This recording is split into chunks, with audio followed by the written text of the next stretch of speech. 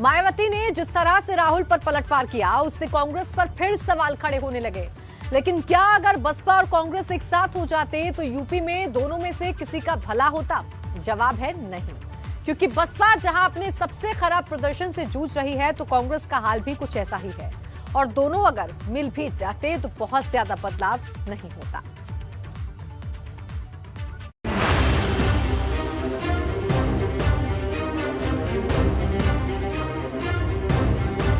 मायावती और राहुल में वार पलटवार, सियासत का धुआंधार प्रहार।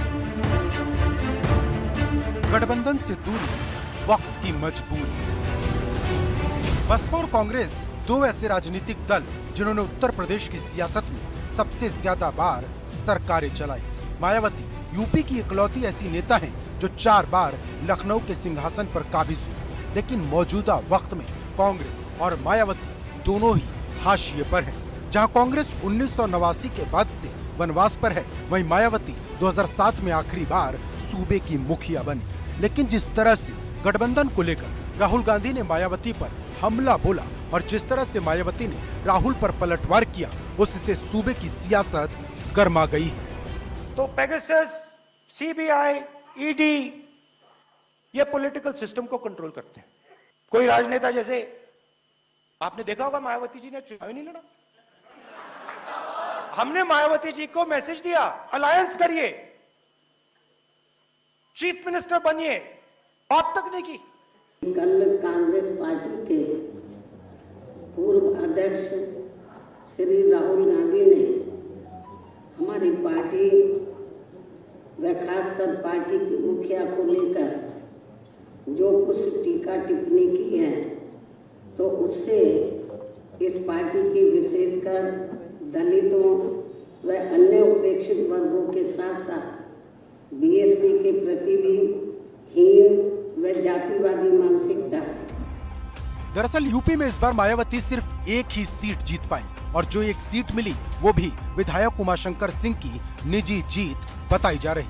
मतलब उसमें मायावती का बहुत ज्यादा योगदान नहीं, क्योंकि बसपा ने यूपी की सभी 403 सीट पर उम्मीदवार उतारे, जिसमें से उसके 290 उम्मीदवारों की जमानत जब्त हो गई।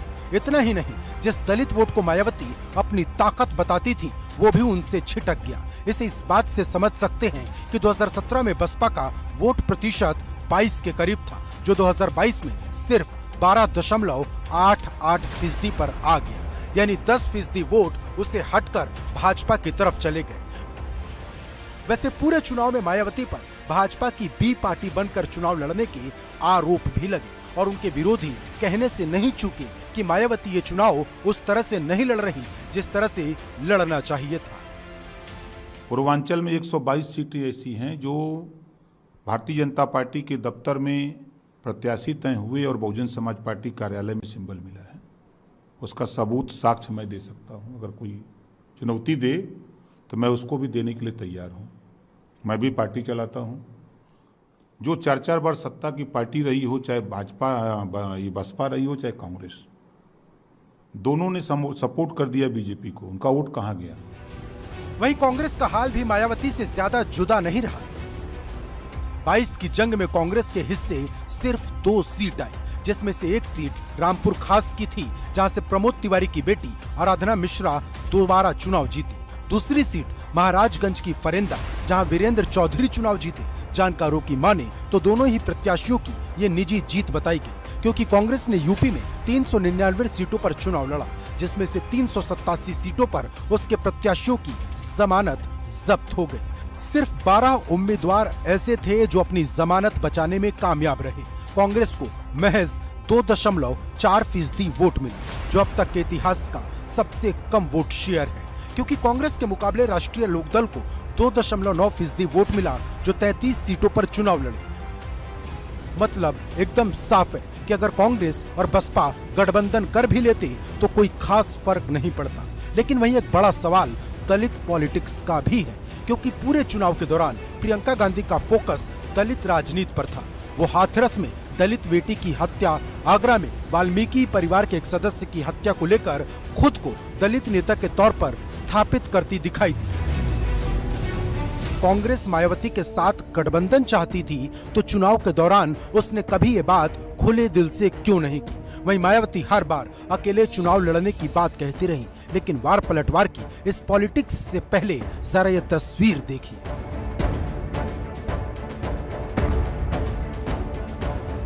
ये तस्वीर 2018 की है, जब कर्नाटक में कुमारस्वामी के शपथ ग्रहण समारोह में पूरा विपक्ष इकट्ठा हुआ था, लेकिन निगाहें टिकी थी मायावती और सोनिया गांधी पर, जो पूरे वक्त एक दूसरे का हाथ पकड़े नजर आई। तब राजनीतिक गलियारों में इस तस्वीर को लेकर खूब चर्चा हुई। राजनीति के जानकारों ने तो इस तस्वीर के मायने निकालकर 2019 के भविष्य की पटकथा तक लिख दी थी, लेकिन चर्चा सिर्फ चर्चा बनकर रह गई, क्योंकि 2019 में जब लोकसभा का चुनाव हुआ तब अखिलेश यादव ने मायावती से हाथ मिला लिया। इस गठबंधन में रालोद को भी शामिल किया गया, लेकिन कांग्रेस से किसी ने पूछा तक नहीं।